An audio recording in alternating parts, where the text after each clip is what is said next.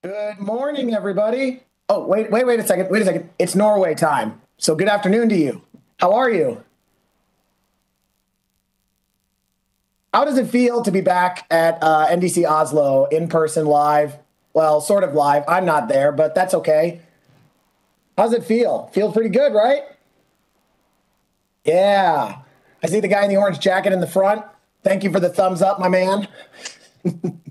Appreciate you. My name is Spencer, and I am here to talk to you today about immutable data structures in C Sharp and .NET. So we're going to talk a little history. We're going to talk a lot about a little, platform.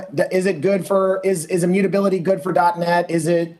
How does it fit into the .NET world, especially C Sharp and VB.NET? If you're a VB.NET developer. Well, now out of curiosity, since I said it, raise your hand if you still work in VB.NET on a day-to-day basis. Okay, raise your hand if you just don't want to admit it. All right, well, I'm really excited to be giving this talk to you. Wish I could be there live in person, but that's the way it goes sometimes. So thank you for coming, and hope you take away something from this talk. I do have Slido up on my phone, so I will be waiting for questions. I might save questions for the end, but if somebody asks a question in the middle that I think is good, then I will certainly address it. So without further ado, I'm ready to get started.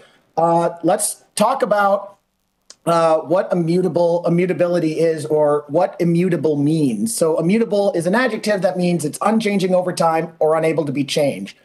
And a large part of our world in general, not the programming world, just our world in general, lots of things are mutable. My feelings about certain things are mutable.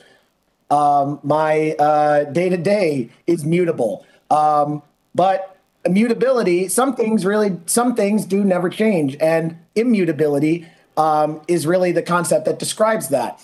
And piggybacking off of that, an immutable object is a data structure that once instantiated cannot be changed. So we've probably heard, about immutability, at least in many walks of life.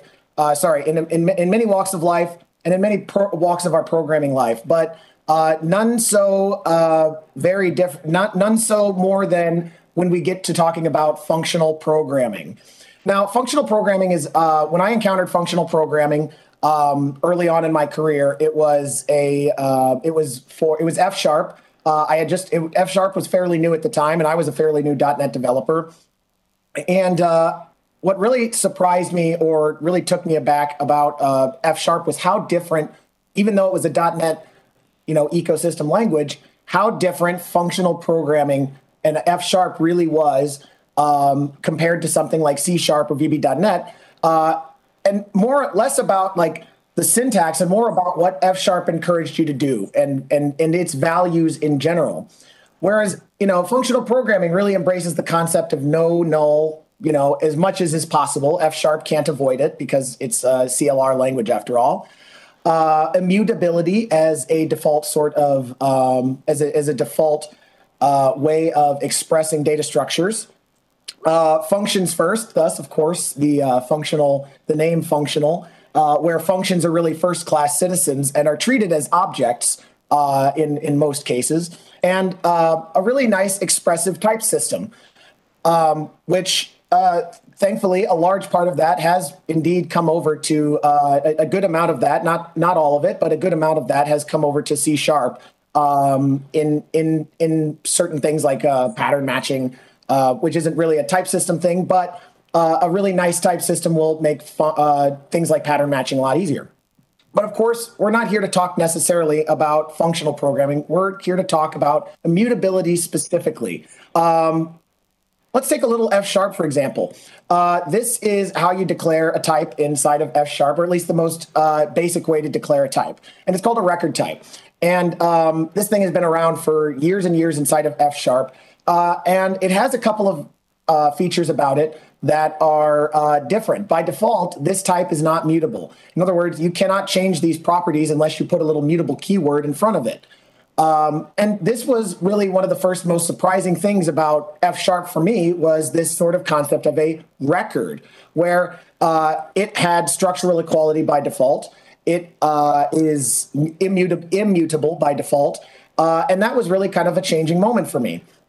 And as per usual in C#, it borrows all of its best ideas like async await, link. It borrows all those best things from other languages. And of course, we have that in C# as well. And it works pretty much the same, at least as you declare it. It is immutable by default, although you can make it mutable.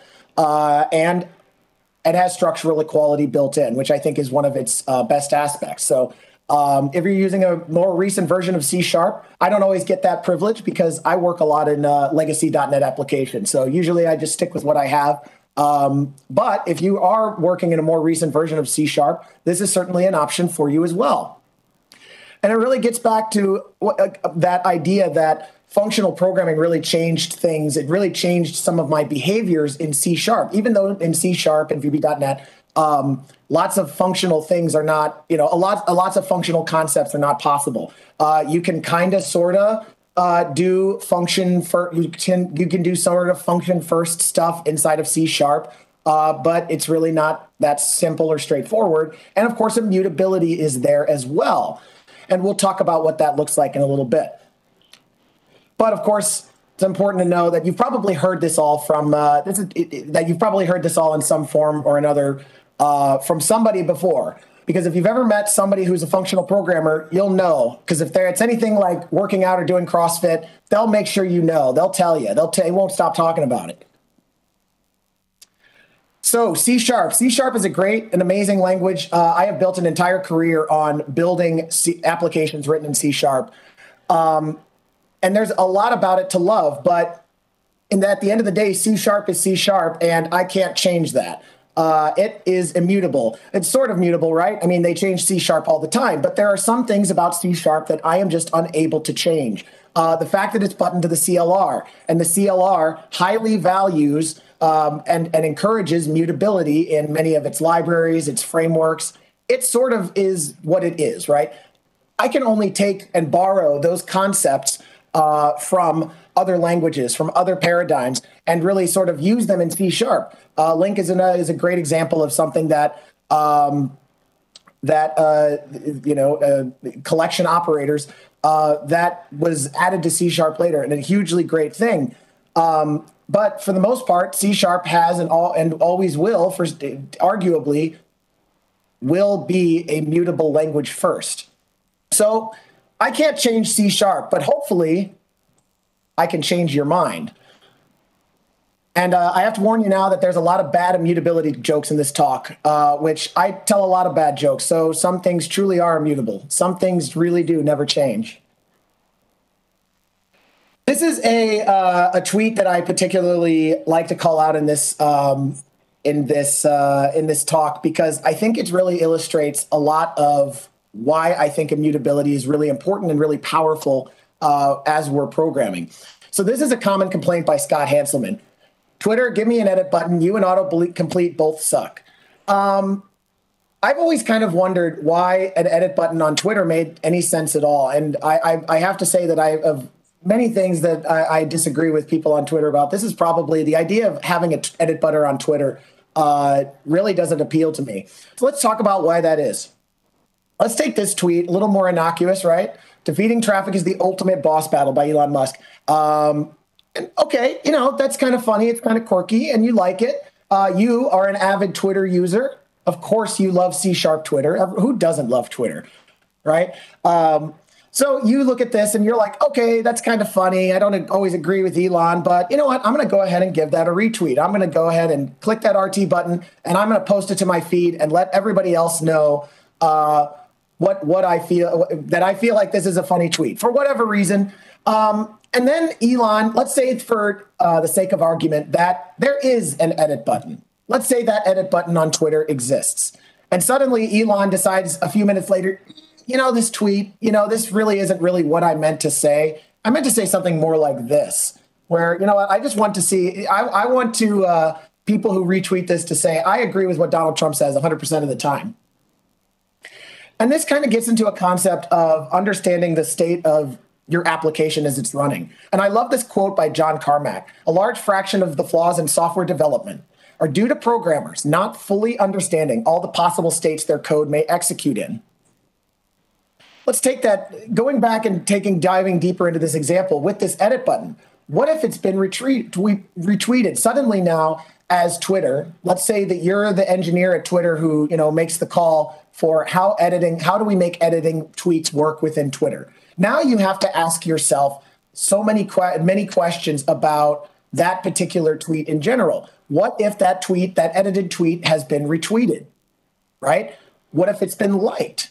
Do you like the old tweet or do you like the new tweet? What if somebody quote retweeted it and added some color or context to that? Do you use the old copy of the tweet or do you use the new copy of the tweet? What if somebody's viewing the tweet, hit the retweet button, and as they hit the retweet button, just a split second before, that person had edited that tweet? And do we do things like reset the date and timestamp? Diving even further into this, you're that engineer at Twitter. You're the one who's making the call. How do we make this work? How does this complicate Twitter's architecture? I don't know Twitter's architecture, although I think they talk about it. But I assume that making a tweet editable probably makes that pretty difficult for Twitter, right? Not only are they having to store that one copy of the tweet, do they have to store multiple copies of the tweet if it's already been liked and retweeted? How do you treat that? Do we push those notifications up to edits for up to users for when that tweet is edited? Suddenly you find yourself asking many questions just to get to the point of being able to edit a tweet. Whereas if you turn around and you just don't add that edit button, you don't have to think about that.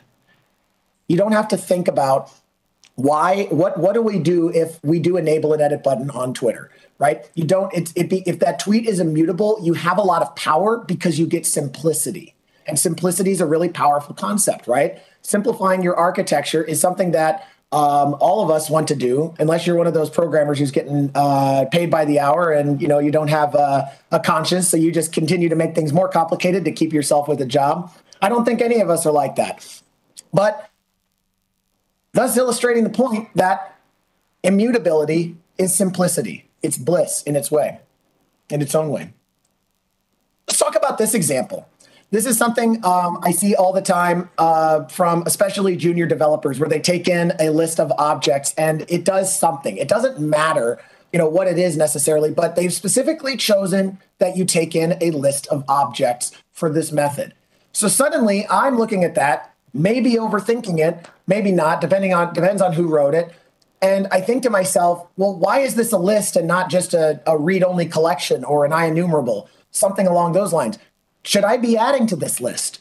Should I be removing from this list? Is that something that somebody wants me to do? If, let's say that this isn't a method I wrote, I'm the caller of this method, I know that it's doing the thing that I want to do. Should I expect on the other side of that it's going to mutate or change my list in some meaningful way?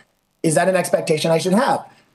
Why do I have this list instead of something that I don't have to, that doesn't mutate it? Suddenly, I'm starting to think about all these states of this particular method. Again, it's me in a way programming defensively, right? I don't know why that person intended for this thing to take in a list. So suddenly I'm left thinking more about this. Usually I just get to the point of like, okay, I'm just going to dig into this method and see, does it mutate this list? And if so, should I expect that? Especially since you notice that there's no XML comments, right? Because nobody writes XML comments. That's probably not true. I write them when I think they're useful. But many times developers just don't. And, that is what it is. So having to dig into that code, having to dig into that method just becomes a necessity. The talk that inspired this talk is a talk called Refactoring to Immutability. It was given at NDC, probably given more places. So if you have an opportunity to watch it, I suggest you do. It's written by a guy named Kevin Henney. It's on YouTube. And he talks about this sort of synchronization quadrant, where up at the top right corner, let's start at the bottom left, the sort of quote unquote ideal, or really just the bottom half, where if you have data that's shared between threads or not shared between threads or systems, as it were, if it's immutable, it needs no synchronization, right? If nothing about that data can change directly, like a SQL Server row, right? SQL Server row, they want to be updated. That's just the way SQL Server rows work. That's how we tend to write applications, is to just mutate them in place.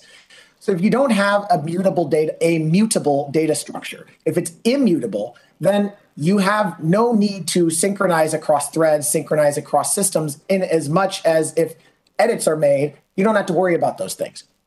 Now, if you have something, let's take the top left quadrant. If you have mutable data that is not shared, you have no need for any synchronization process in order to make sure that that data is up to date with other threads, with other systems.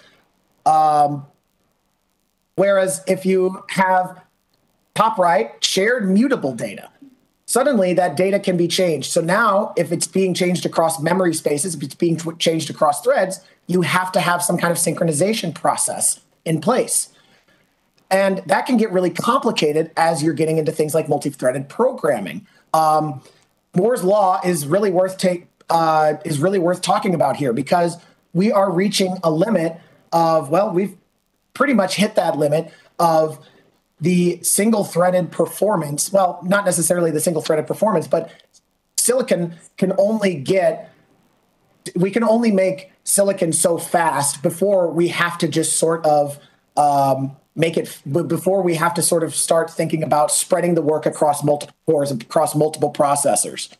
And this started what was, I don't remember. This one was an '09 chip.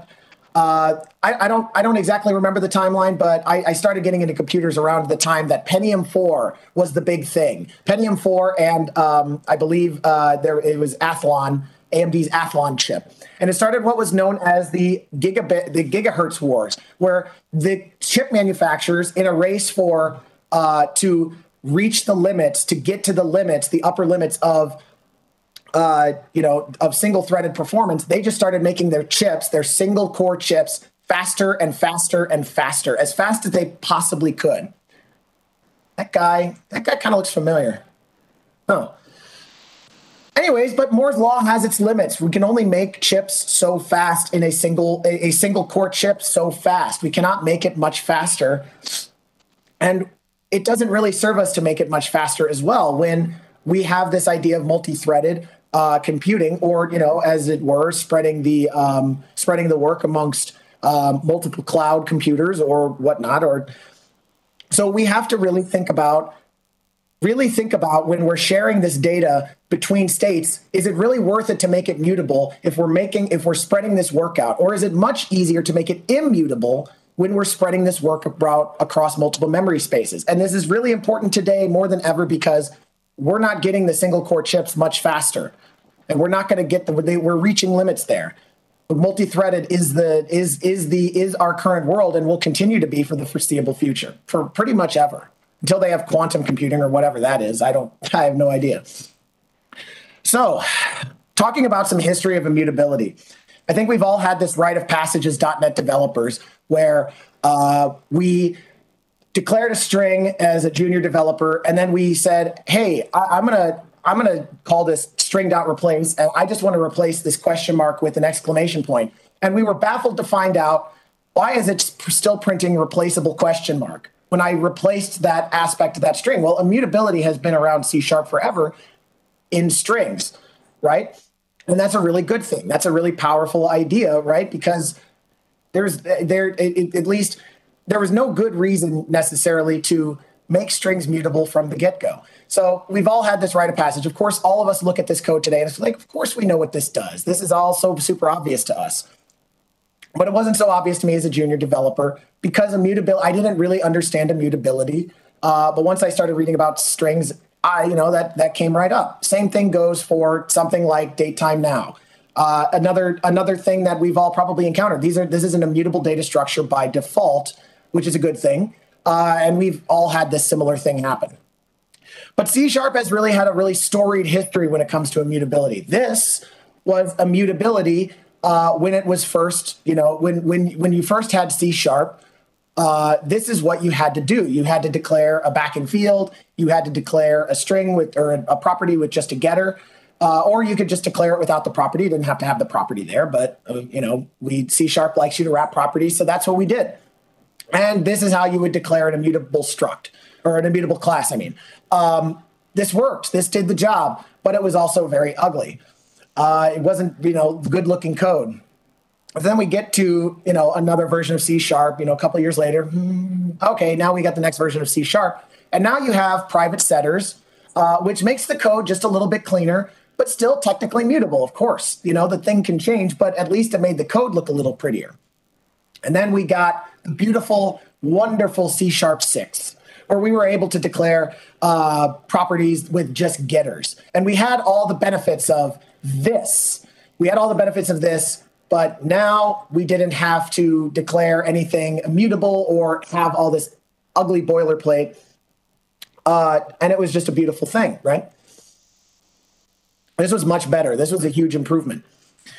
And now, C#8, introduced read-only structs, which are structs that can be declared read-only. It could declare it immutable, which, again, a really powerful concept when you get into high-performance computing.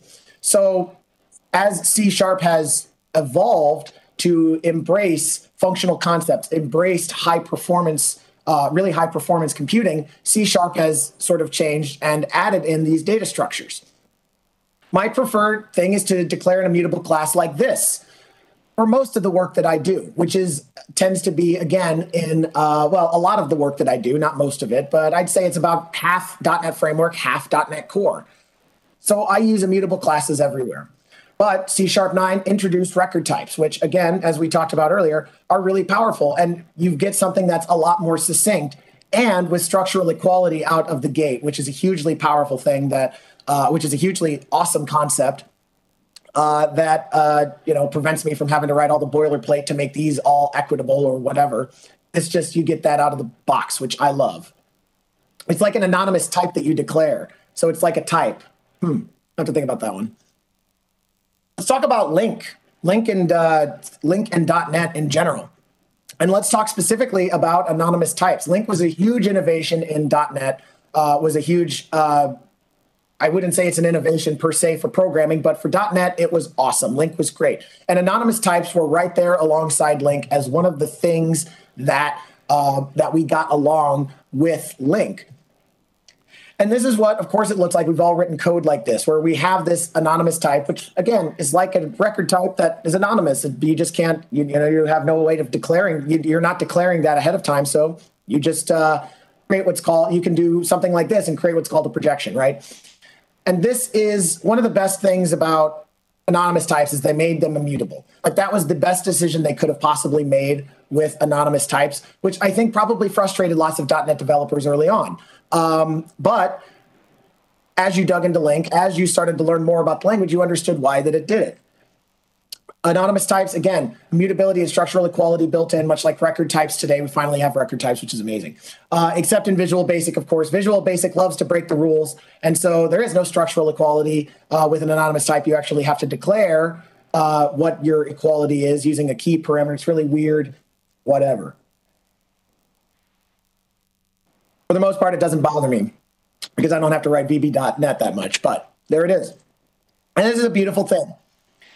You can't touch this. This is nothing, there's nothing that you can edit about this, which is really good, which is really powerful. It means that you don't have to worry about the state of these immutable objects as they're being projected, as they're being shown on a page, or as they're being manipulated in memory. They're just there. And then, of course, besides record types, we have this beautiful new C# feature I believe the latest version of C# might be 9. I think it's 10, though, where we can now declare a new immutable type with that piggybacked from an old one. So, if you declare me and then you decide to declare my son and just copy over all the other properties, you can use the with keyword to do that. And the same thing is available in record types as well. So worth bringing up if you hadn't seen this before. Hugely great new feature. So there are some, let's talk about some mutation anti-patterns. Unnecessary setters being the first one. When I'm declaring using something like Entity Framework, I just expect that all of the properties on there are going to be mutable, which makes good sense to me, right? I think that for what Entity Framework Core is, or Entity Framework, whatever you use, I think that it makes a lot of sense for those things to be mutable. I mean, after all, the underlying SQL database is mutable. But when it comes to unnecessary setters, this is one of those things where I think that .NET developers in general can start to think, because I think they're just used to hitting prop, tab, and then just declaring the property and moving on. Here's a real world example that that was real to me back when a few years ago when I was working at a company, and I was the team lead for that particular company, and I had this interface that just represented a column. I was doing some reflective SQL stuff under the hood with something like this, and the interface was a lot bigger. But for the purposes of this was basically what it looked like. It had a column name and a column type.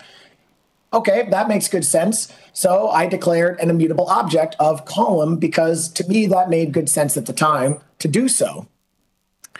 And because at the end of the day, it's not like I'm going to change the column mid-execution of the thing. So I would expect, if I did, well, I'd have to probably reevaluate my architecture, right? I don't know why that would be a good idea necessarily. So had this thing, and I had the setters closed for a reason.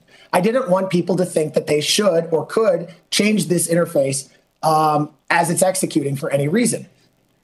So, I had a method called get columns for table, which would do some SQL Server inspection, and, given a table, I just wanted to know all the columns of that table without having to, know the type ahead of time.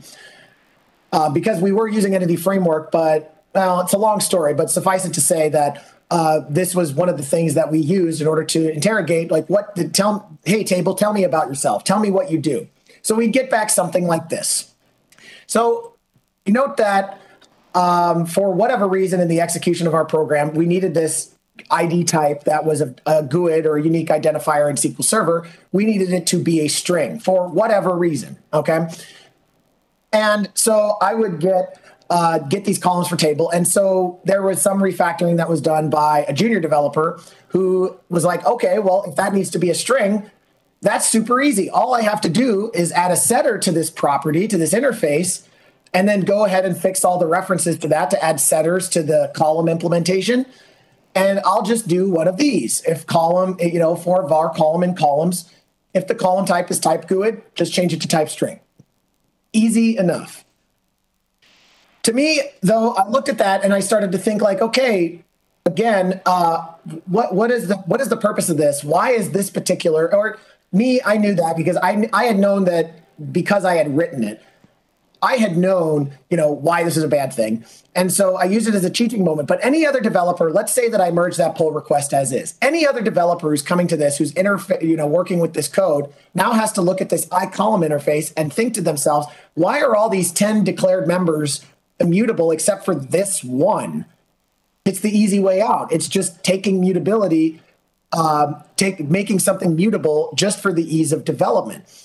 So I use this as a teaching moment to say, this isn't for that junior developer to talk about immutability, to talk about why taking and adding this setter was not necessarily a good thing. It was really easy for them to do, but there's lots of things that are taking the easy way out in the job that we do. Doesn't mean that we should do them. And that's ultimately the message that I wanted to communicate to that developer.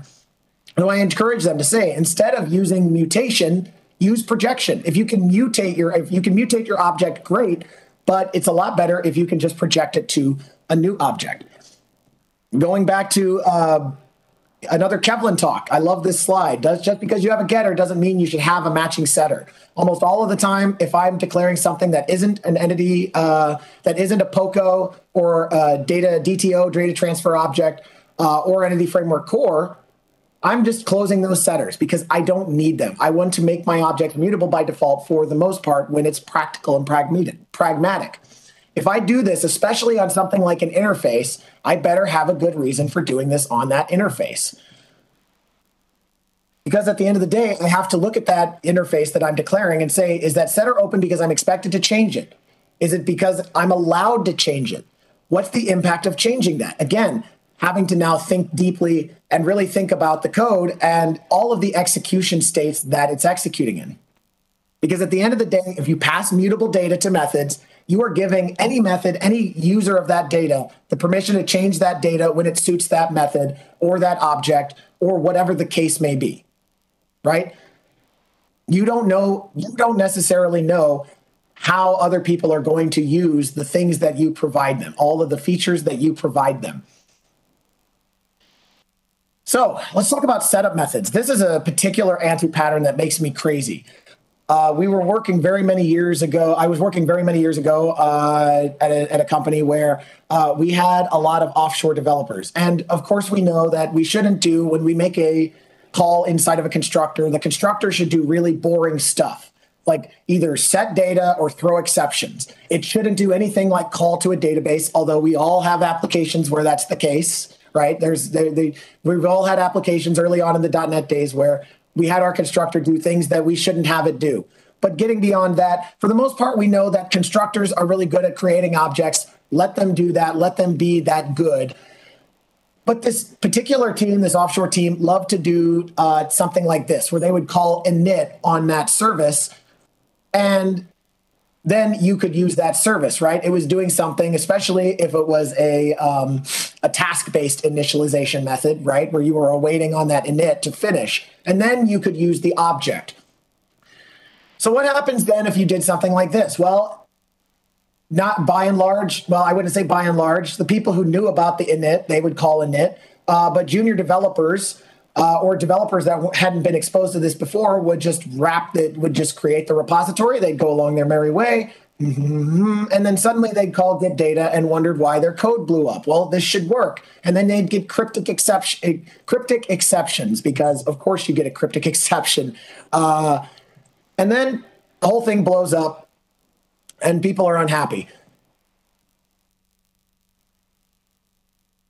A small example, but a real one, where we've all seen something like this before. We've all experienced code like this before, where we didn't realize that we had to do something else to that service ahead of time.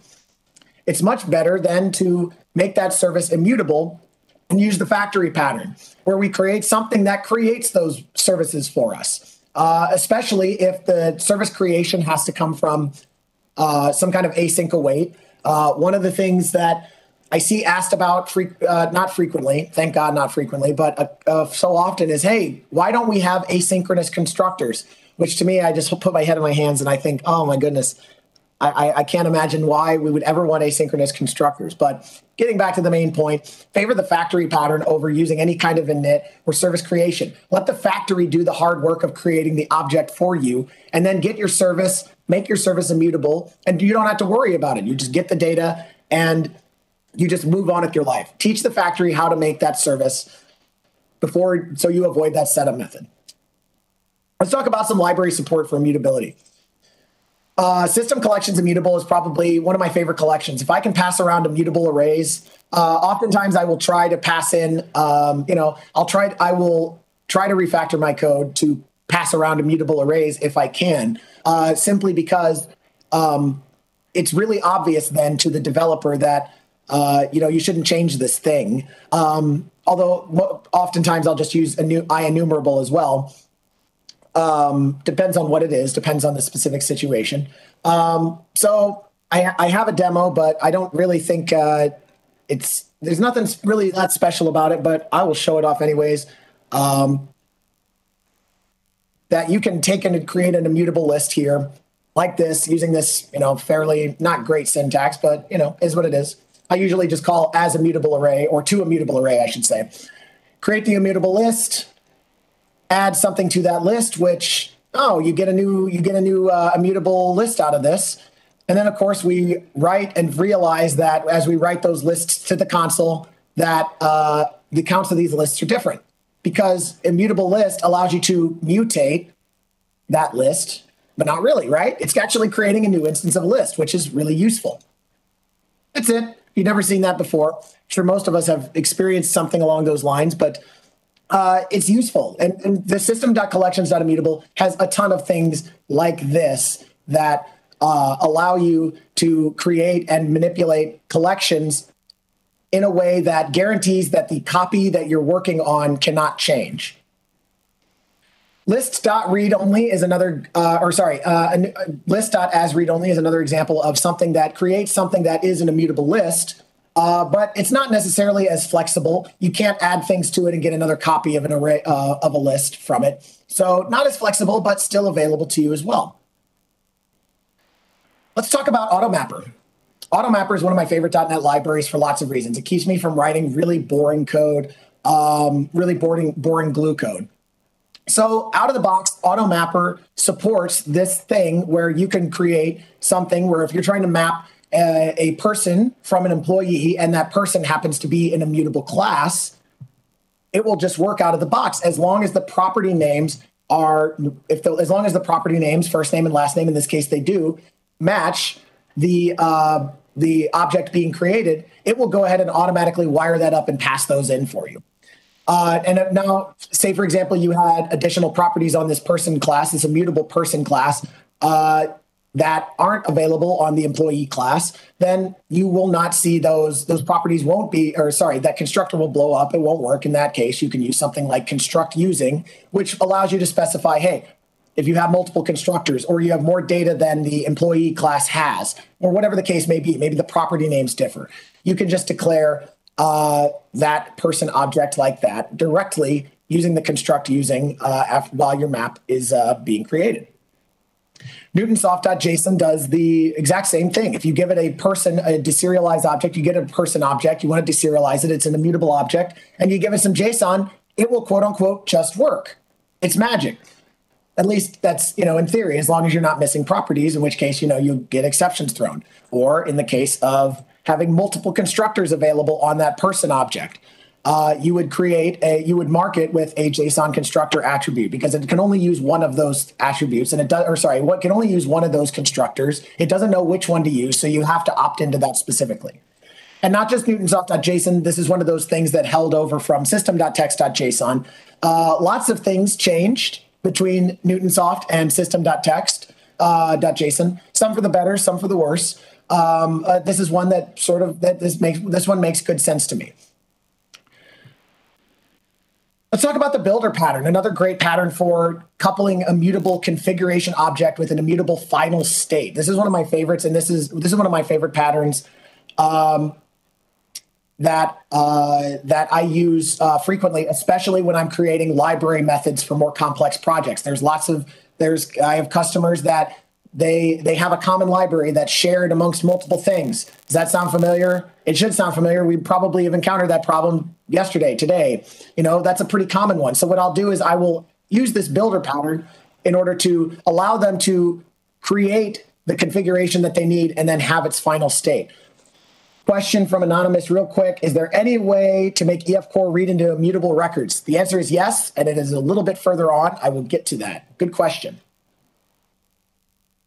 So so this is what the builder pattern looks like. So we have this DB context. This is what Entity Framework does. They have a DB context options that gives you a huge series of properties in order to configure your DB context instance. And you have something where maybe get connection string or use connection pool or whatever the case may be. And then you have the builder, and then you have the DB context options, this build method that actually then creates the immutable copy of those options. So this is what it looks like in practice. And I do this everywhere. When I'm creating library methods, this is the pattern that I use in order to ensure immutability while this thing is executing. Imagine if in the middle of Entity Framework Core, you decided to just change the connection string to a different database. There may be a reason that you would want to allow that to happen, but it's not allowed out of the box for good reason. So you build this options builder, you use this immutable, use this mutable object to configure your DB context instance. And on the other end of that is DB context options. You get an immutable object with no open setters. So no junior developers like, well, I need to change this connection string to bump up I have no idea, to bump up the max connection pool in the middle of execution. Why you would ever do that, I wouldn't know. But the point being that DB context, Entity Framework Core, doesn't want you to do this, and you shouldn't do this. There's a reason why they have this pattern, and it's a really powerful pattern, especially if you're providing library things, library methods, or libraries to that button into ASP.NET Core. Let them configure it ahead of time and then use it as they see fit, but don't let them change it. And this is where we get into the part of the talk where we talk about the yin and the yang. I mentioned earlier, I talked about C# at the beginning and said C# is my favorite language. Well, did I say it was my favorite language? It is my favorite language. Let's just go ahead and say it. C# is my favorite language. It is my baby. I built a company around it. I built a company around the .NET ecosystem, and that has been amazing. And I have, yes, I learned F# in a really terrible way, by the way. That's kind of a funny story. I decided to execute on this little side project years and years ago, and I decided to use F# as my language in order to learn F#. That wasn't such a good idea. I was a lot of long nights trying to make that work because I didn't know what I was doing. But again, getting back to C# and what it embraces, C# is built on the CLR. The CLR was built with mutability by default. Most things in C# encourage you to be mutable by default. And that's where we get into this idea of this yin and yang, this balancing act that we have to do. I cannot possibly declare everything that I interact with or everything that I create for people. I cannot possibly declare it as mutable or immutable and feel good about that thing. Because at the end of the day, it's kind of like putting lipstick on a pig. Sure, you can put lipstick on the pig. Does it make the pig any more beautiful? Let's talk about Entity Framework. This goes back to the question that was just asked a few minutes ago. Can you make EF Core read into immutable records? And the answer is yes, you can. And let's take a look at what that looks like. Entity Framework really is a language that really wants you to declare really boring classes that have getters and setters, which makes good sense. It honestly makes good sense as a foil or as a complement to SQL. Because SQL has mutable rows. They have the data within those rows can change. Now, of course, you can make SQL Server be immutable. You could even, talk about event sourcing if you so chose. But at the end of the day, it's a good complement. I want to change this row, so I'm going to set this property called save changes async and, be done with the whole thing. This is what it would look like. I'm sorry, I laugh because it looks so silly, but this is what it looked like, at least at one point, for Entity Framework 6 to use Entity Framework 6 with an immutable class.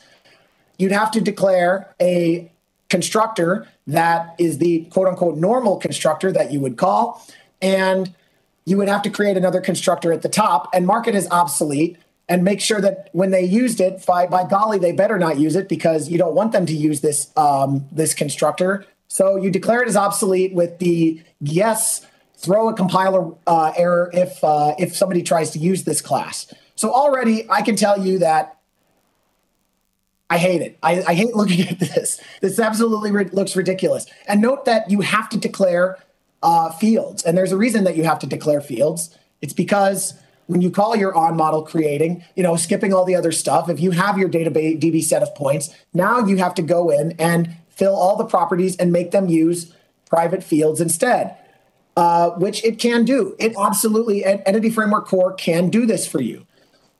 But at the end of the day, if you made all of your EF Core classes immutable, first of all, you'd have to think about how you would start to go to change them. And then you have to think about, is it even worth doing to begin with? I found a blog post, which I really liked. Oh, golly, where'd it go? Excuse me for a second. There was a blog post this person did on creating, and I think there's, if you wanted to do something like this, I'll just say that the option to do so is here for you. This person, and I just Googled it by talking about immutable entities in EF Core, but it talks a lot. It talks a little bit about domain-driven design. It talks a little bit about, how you would declare it. And what boilerplate, frankly, is required in order to make something like this work. I didn't read through this blog post entirely, but apparently get atomic values is a thing where you get an enumerable list of all of the values of this particular set for probably what's a good reason. And I assume that this looks like to be basically how you would mutate that object to begin with, which is you'd close all the setters, you'd declare the stuff that you'd want to declare as private, And then you'd go down here and you would see, okay, well, this is how I would add an item to this order. This is how I would delete an item for this order. And, I think that if you really wanted to make Entity Framework Core work with immutability, you probably could do that. At the end of the day, you have to ask yourself why. Because at some point, you're not making your job or anybody else's job any easier. You're just sort of fitting a square peg into a round hole, right? That's just because you can do something doesn't mean that you should. And again, Entity Framework Core is a great example of something that really embraces mutability by default, making it immutable technically possible. But is it worth doing? And I would argue that it's not. And that goes back to the balancing act question. How do you balance immutability with mutability inside of a language that really wants you to be mutable? And the ways that I do that are using the builder pattern, using factory patterns to make sure that my services, using the factory pattern to make sure that my services that I'm creating don't mutate themselves as part, unless they really need to, as part of what they do. Try to think what else. If those services themselves, typically if they're calling an API, I will have them return immutable objects if I can, especially now that record types are a thing inside of C#. That makes that a lot easier. Because at the end of the day, we're developers and we have to be conscious of the fact that we're spending lots of money, that our work that we do is expensive. And just because we can make something immutable, yes, that is, but is it worth the extra? Yes, it is possible, but is it worth the extra time and money to do so? Oh, and of course, I'm in Norway, so we need to use this, right? Time is money, and some things are just not worth taking the time to do. And I would argue that mutability in many ways is a lot easier to accomplish and a lot easier to get your job done than it is using immutability in something like C#. So my takeaways is that because I live in a world of mutability by default, I have to program defensively. I cannot assume that if I see an open setter or I see an object that is a POCO, I have to assume that at some point somebody will want to change something about that object, even if I don't want them to.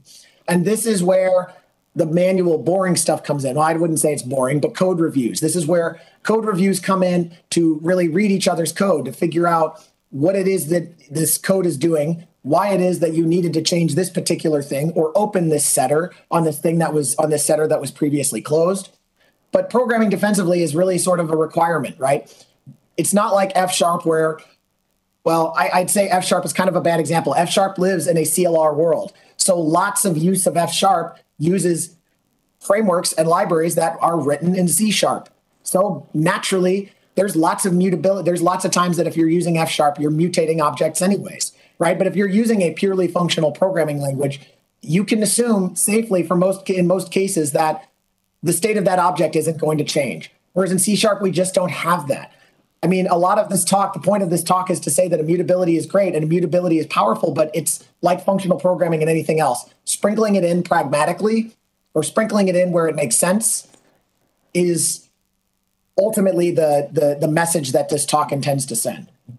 Mutating sparingly, this is something that, I mean, unless I'm doing something like using Entity Framework Core, and mutate that all the time because I'm just most of the time, a lot of what we do is just changing records inside of a database. So mutating sparingly becomes, is this even possible? The thing that I would say is that for certain libraries, it makes a lot of sense. For other libraries, it makes no sense at all to not make something mutable, to make it immutable. It doesn't make sense. So, but there are things that you can do. You know, if you declare services, make them so that their dependencies are immutable. And I think the most of the C# and .NET Core examples, ASP.NET Core specifically, when if you talk about a dependency injection, most of the services that you declare are probably immutable. With all of their dependencies are immutable. They're using private read-only properties on the back end. Keep doing those things. And if you have services with open setters, you have to start to wonder why those setters are open to begin with. It's much easier to reason about a service if you just close those setters off. Yeah. And then, of course, there's team alignment. At the end of the day, when you're making a decision to try to make parts of your application, parts of your C# more functional, or try to introduce mutability or immutability, as it were, inside of your project, you have to have alignment with your team to understand the common goals. What are we trying to accomplish? If you're making a boring service that gets data from something and you just want to make it immutable because it's a read-only service, it's a weather service, and you know the weather's going to change, but you're not going to try to change the data that you get from that weather service to tweak it to make it warmer or colder or change the weather. You're just going to take that data and do something with it. So it makes total sense to make the return call from that service to make it immutable, because it would make no sense for you to change it. Things like that are pretty commonplace, and I don't think that you would get much pushback. But if you suddenly came in and tried to make Entity Framework Core, every object immutable, especially if you're talking about a fairly large established project, you're probably going to get some pushback. If you shoehorn immutability into .NET and sacrifice readability or maintainability along the way, you've really not improved your solution. You've transferred the problem or made the problem worse. You've made the code less readable. You've made the code more complicated to reason about. We go back to reasoning. It is a lovely thing to look at an object, know that it's not going to change, and knowing that it's not going to change, be able to reason really well. Going back to that Twitter example, I know that if I retweet something, I never have to worry about that tweet being edited to change the thought to maybe something that I don't believe, right? That's a lovely thing to be in. But at the end of the day, I'll go back to C# and .NET and the CLR in general, not really embracing that very well. The libraries that are created do not really embrace immutability super, super well. So you can sprinkle it in, just like LINQ and functional programming. You can sprinkle it in where it makes sense. But at the end of the day, there's lots of places where it simply just doesn't make sense to do. And immutable thinking is really the most powerful takeaway. It wasn't necessarily creating now learning F# and then now declaring all of my types as immutable. It had me more thinking. What I took away from functional programming was thinking more about the state of my program, and it was a mind-blowing thing when I kind of realized all the potential that that pragmatic functional programming and immutability could add to my application. Persistent data structures are a beautiful thing, immutable list being an example, something that you know is not going to change, but it's not always available everywhere. Redux is is an example that's outside of the C# ecosystem. If you're a React developer, you probably have used Redux in some form. One of its principles is that state doesn't get mutated, it gets updated, but the state itself doesn't get mutated directly, which enables so many great things like time travel debugging. If you're seeing how the state of your application changed over time, or the state of your React application changes over time, and you're able to go back to a certain specific piece of state while you're debugging your application, that gives you a lot of power. Undo redo becomes really easy when you build Redux, or when you have this idea that state gets preserved between state updates. You just create a new copy of state and you update that instead, as opposed to erasing the old state or overriding parts of that old state, which is a really powerful concept. I used this to create a really slick interface a long time ago for a project that unfortunately was ultimately abandoned. And one of the things I took was like, okay, well, I have to use AngularJS for it. But I learned from Redux and I decided to preserve my state as I changed it, as opposed to trying to mutate it in place. And what it enabled was a really easy to create undo redo, because all I'd have to do is take that previous state, overwrite the old state, and boom, I had undo and redo, as it were. And again, at the end of the day, maybe if I'm able to change your mind, that would be great. If depending on the opinions that you had about immutability, maybe I was able to change your mind a little bit or get you thinking about certain things. Because at the end of the day, even if we can't change the data in our data structures, maybe we can change the world.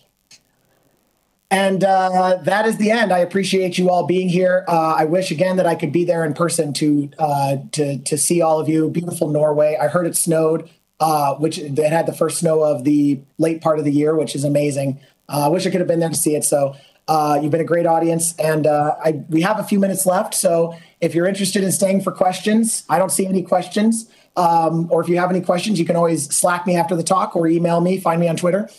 But otherwise, I appreciate you've been a great audience. Thank you very much. I'm hearing your applause in my head because the sound isn't coming through. Oh, there it is. I love it. Thank you very much.